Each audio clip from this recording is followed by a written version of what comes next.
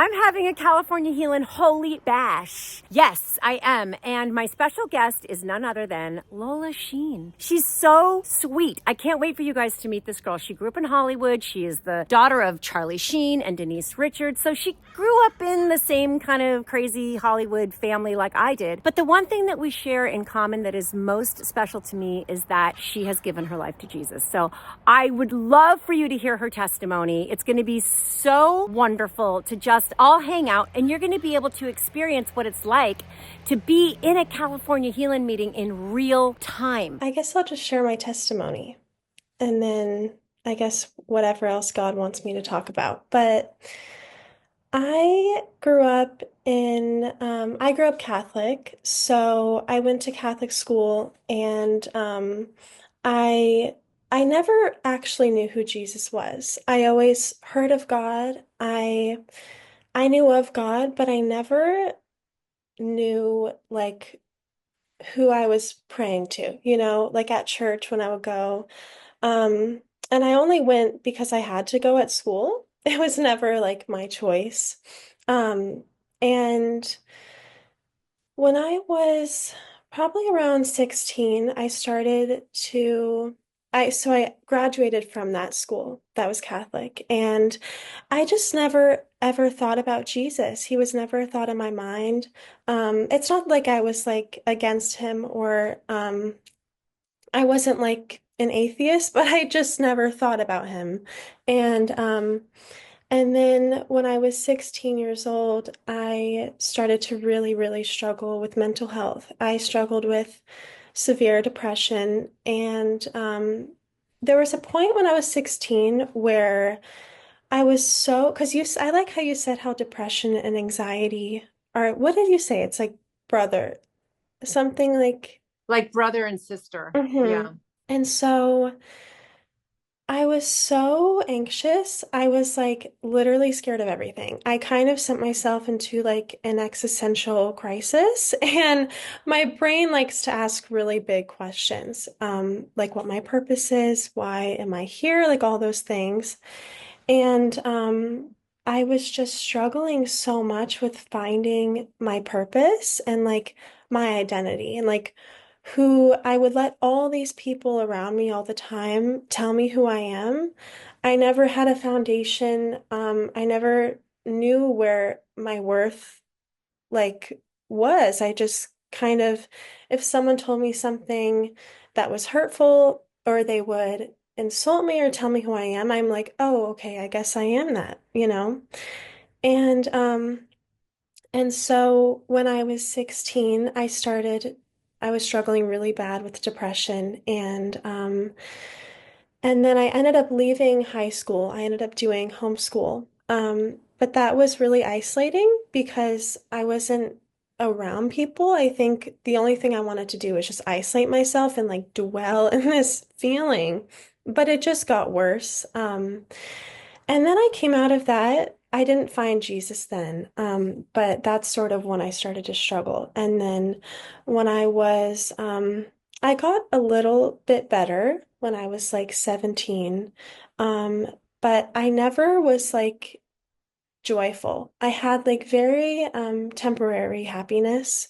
If I would like hang out with friends, I would find happiness with them, but then I would come home and then once again I'm like dealing with this void and I'm never feeling like I have a foundation. Um and and then when I would say I think right when I turned 18, um I started to, I don't know what happened, but I fell into a very bad depression.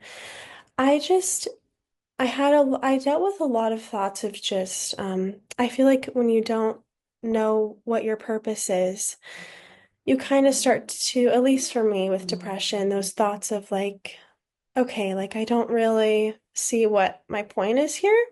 And so I dealt with a lot of thoughts of just not wanting to be here anymore. And I didn't necessarily want to die because I didn't know, I was scared. but I didn't really see myself living a life outside of these feelings that I was feeling. It sort of felt like my life was just going to be depressing forever. And I was just forever going to be like trapped with this like anxious feeling all the time. Um, and so there was this one night, and I was 18, and I was picturing myself turning 19, and I was like, "Ugh, I don't know if I'm gonna make it there." Like I was so scared, so sad. I was just like, I just don't see myself making it to that point. And then, and I still didn't think about Jesus. He was never in my mind. And then one night, um, I was once again, I felt a little agoraphobic because I was so anxious. I was scared of going outside. So I isolated myself again.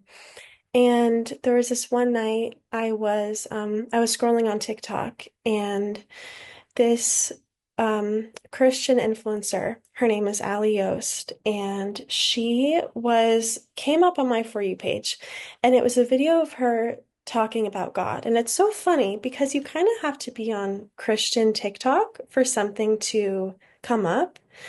So that's what was so weird is I wasn't on Christian TikTok, I guess. And so this video of Allie came up on my For You page, and it was her talking into the camera.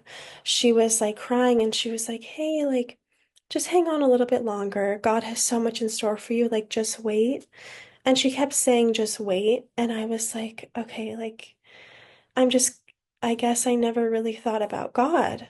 And so I went to bed that night, and I watched this video super late, and I was like, really, really having bad thoughts that night. And then that video came up, and I was like, okay, like I'm just gonna go to bed.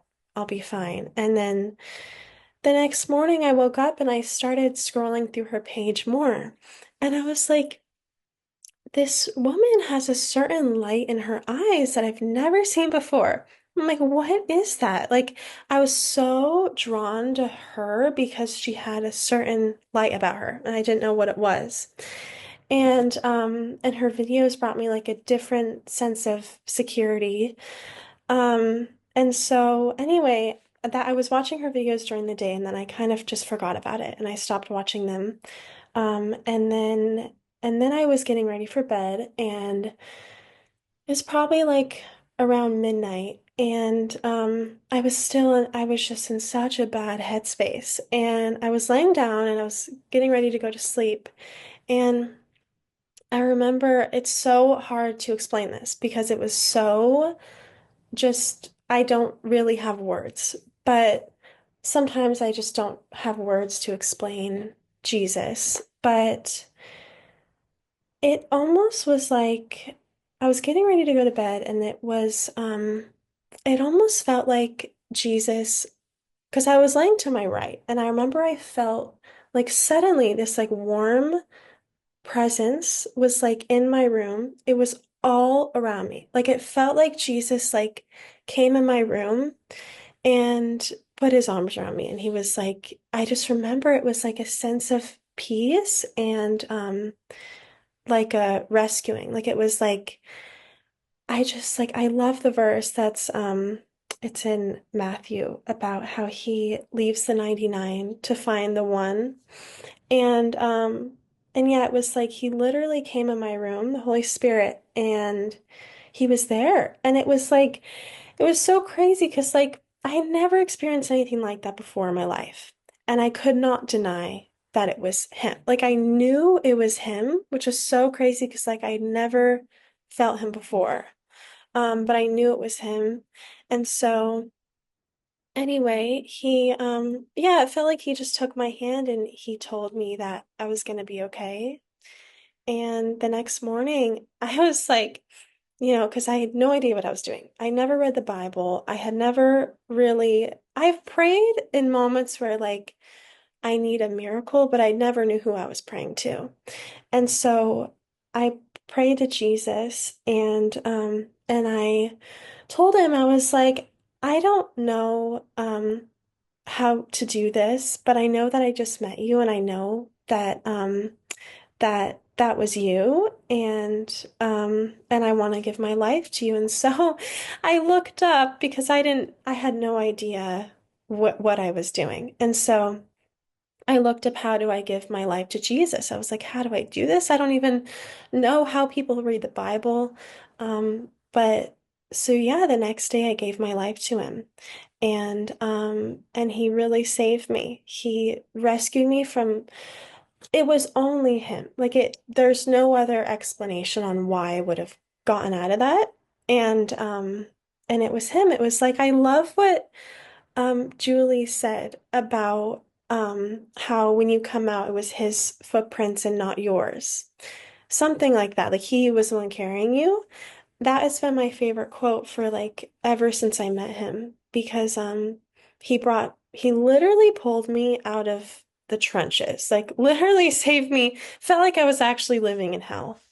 And he gave me a reason. My life just isn't worth anything without him. And yeah, I love this guy. I don't know if you guys know, but his name is Bryce Crawford. And I love his story. He dealt with a similar um feelings.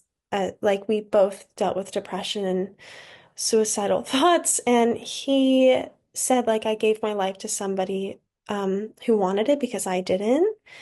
And it's so true. Like, that's where my purpose is in Jesus. And I think one of the biggest things that changed my life was like, he says who I am, you know? Nobody on social media, no one, your parents, your siblings, your friends, whoever it is, even if it's like encouragement, it's like, that's really sweet, but at the end of the day, Jesus is the only one who defines me. And that's what really changed my life. So, yeah. I don't know. I feel like ever since I met him, all I've wanted to do was talk about him. And I know that that sometimes doesn't come easy for people because our world is so judgmental, and people think you're crazy, a Jesus freak, but I really am the Jesus freak in my family because my family is not, following the same path. And so I think God just, my first question that I asked him was, what does it mean to use somebody? I never knew what that meant. And I asked him every day, I was like, what does it mean to use someone? Like, that doesn't make sense to me. And little did I know, he was sort of using me as a light to maybe people my age who don't know him, and who do know him and are afraid to talk about him. And then also for my family, and because maybe it's like, I grew up in the Hollywood, like, in the industry, and there's so much darkness in that environment, and people can be so lost because, you're putting yourself out there. And I think even like vanity can become something that people, struggle with. And so when Jesus has brought me opportunities to share his light in that industry, and so that's why I was like, oh, okay, I guess that's what it means, that you're using me for that, and to share your light into places that are where people are far from you, and places that are so dark. And so yeah, he really changed my life. And there's moments where, like I do feel far from God, as everyone does. And I love what you said, China, about how if you said something about how if you feel far from God, it just shows that how close you were to him. And that's something I've been struggling with for probably like a week now, of really feeling like, I'm like, where are you, God? Like, where did you go?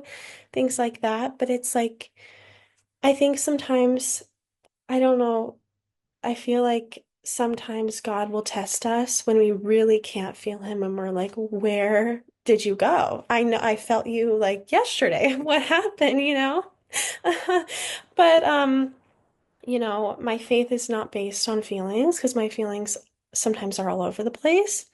but just knowing that he's there. And I think sometimes he can test us in moments where we really can't feel him and test our obedience. And if we'll still stay as faithful to him as we would when we can feel him. And so that's what he's been showing me a lot this week.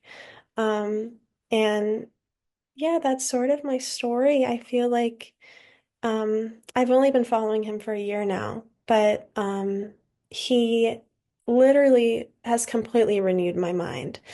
And it's so cool because I just get to see how much he works in my weakest moment and how powerful he is when I am just so incredibly weak and I've nothing to give him.